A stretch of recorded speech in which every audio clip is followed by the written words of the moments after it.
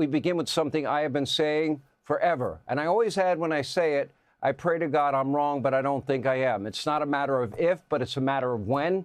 Biden's unvetted so-called illegal immigrants, they call them migrants, commit an act of terror inside of our country. Sadly, this preventable tragedy, it played out last week when an Afghan refugee opened fire on U.S. National Guard soldiers on the streets of Washington, D.C. Now, U.S. Army Specialist Sarah Beckstrom, only 20 years old. That woman is 20 years old, murdered in cold blood.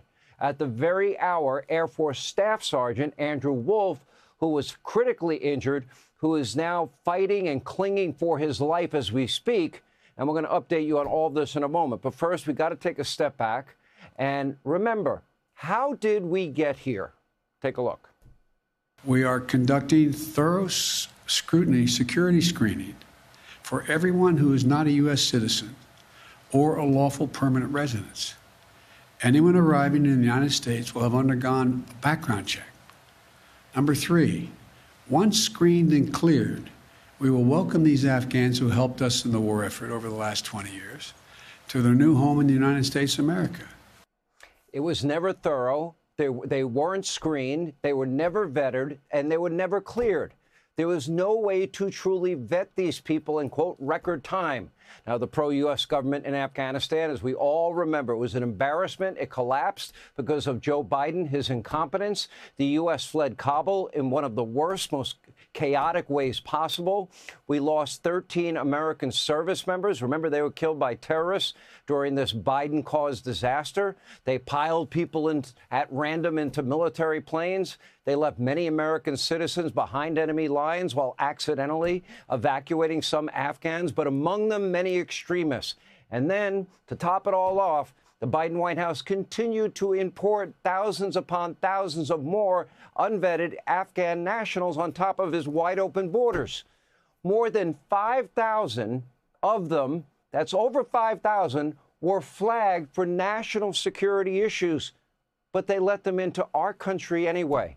Nearly 7,000 had links, to potential derogatory information, including nearly 1,000 who were flagged over public safety concerns. That means concerns about you.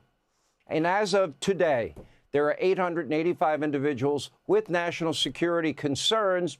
We don't know where they are. They're still at large inside the continental U.S.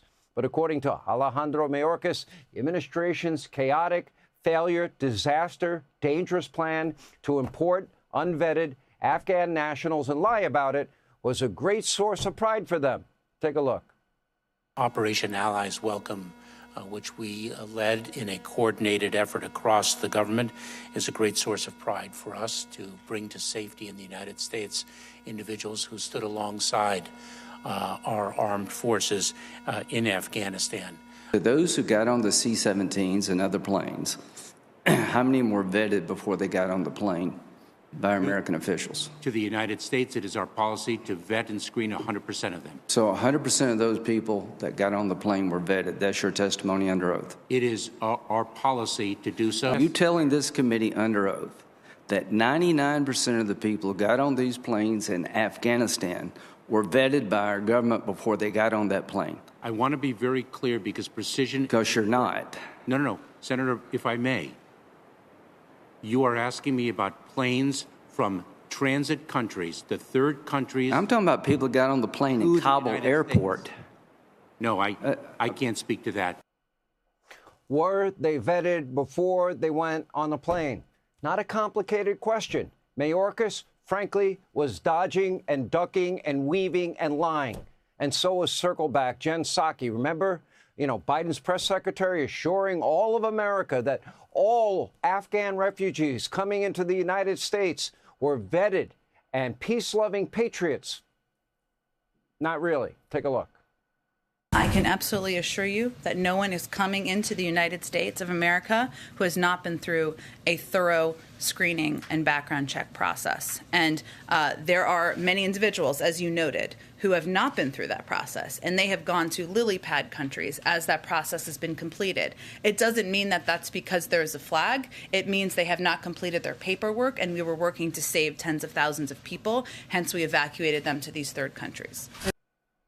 Just like the millions and millions across the border of the roughly, 76,000 plus Afghan nationals that Biden officially welcomed into our country was just a small portion of the millions and millions. We have called attention to it over and over during the 4 years of Biden-Harris Mayorkas. Unvetted, illegal immigrants allowed into this country, 12, 20 million, gotaways. We have no idea how many people they allowed in. We do know they came from everywhere. We do know they came from over 200 countries. We do know many of the countries they came from had terror ties, and almost none of them vetted. And the big lie that they told over and over and over again, the border's closed, the border's secure, that was the mantra of the Biden-Harris Mayorkas, administration and their complicit allies in the media mob that never asked a question. They never dared raise the questions that needed to be asked. Now, in response, DHS Secretary Kristi Noem issued this statement, quote, "I am recommending for a full travel ban on every damn country that's been flooding our nation with killers, leeches, and entitlement junkies. Our forefathers built this nation on blood, sweat, and the unyielding love of freedom, not for foreign invaders to slaughter our heroes, suck dry our hard-earned tax dollars, and snatch the benefits owed to Americans. We don't want them, not one." Unfortunately, Democrats are now vilifying the very people trying to clean up Biden's disaster. They compared National Guard soldiers on the streets of D.C. to stormtroopers, Nazis, Gestapo, brown shirts, Democratic Congresswoman, now Senator Elise Slotkin even suggesting that these service members were dangerous to the general public. Let me repeat that the National Guard soldiers are the danger to the general public. Oh, is this not whipping people into a frenzy? Is this not demonizing them? Is this not dehumanizing them? Is this not insightful rhetoric? You decide. When you look at these videos coming out of places like Chicago, it makes me incredibly nervous that we're about to see people in law enforcement, people in uniform military get nervous, get stressed, shoot at American civilians. It is a very, very stressful situation for these law enforcement and for the communities on the ground. By every single metric, safety in Washington, D.C. vastly has improved with the assistance of these brave men and women, these National Guard soldiers. They are saving lives. Homicide rate down 60, 70% in some cases. And it's not just D.C. FBI Director Kash Patel says the homicide rate for 2025, when the numbers come out, will likely be the lowest in decades in this country. And this is thanks in large part, to policing, to our National Guard. But according to one Democratic strategist, more National Guard soldiers really just means more targets for violent criminals. Wow.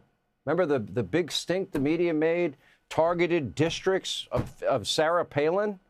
Unfortunately, this never-ending rhetoric from Democrats, the leftist media, it is putting all of these brave men and women, our national treasure, at risk. As one young man, Andy, tonight is fighting for his life in a hospital. Even Senator Mark Kelly suggesting this weekend that our servicemen and women could face criminal charges when Democrats take back power if they carry out unspecified illegal orders from President Trump. But of course, he and the other 5 that are trying to encourage such never identified one single illegal order, not one. Take a look. It puts a lot of burden on the troops to make a decision in real time. It puts a tremendous amount of burden on officers in the military, but that is their responsibility.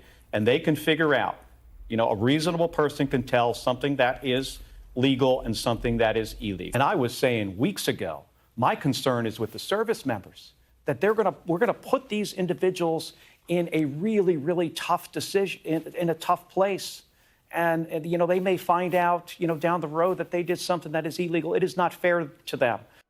And what are you doing? You're creating chaos in terms of the president of the United States undermining his authority as commander-in-chief without identifying a single incident in which that occurred. Democrats are now vilifying Americans for simply working their hardest to make the country and the world a safer place, including ICE agents who face attacks and threats and doxing and harassment every single solitary day. We chronicle it almost every night on this program. And you have Gavin Newsom. Oh, well, if he has his way, ICE agents can't put a mask on, but the people that protect him can. Oregon's Attorney General is even threatening to prosecute ICE agents, the governor out there, for doing their job. And make no mistake, this is important work. Just last week, another Afghan national arrested for making terroristic threats and bragging about building a bomb. This in Fort Worth, Texas. Thankfully, he was apprehended. But mark my words, many more violent criminals who don't love our country, who have not been vetted, are still lurking in the shadows. We have seen innocent Americans murdered. We've seen innocent Americans raped, innocent Americans victims of violent crime again and again. And the hatred and the vitriol, you know, of reckless, dangerous, inciting rhetoric and dehumanization continues. It doesn't stop. Just like the same party, the party of love and the party of compassion, they couldn't stand for the family of Lake and Riley during President Trump's joint session speech, or the family of Jocelyn Nungary, a little 12-year-old girl, brutally raped and murdered by one of these unvetted illegal immigrants. Can't applaud their families that have been through so much. You don't have a heart, you don't have a soul, you don't have a conscience.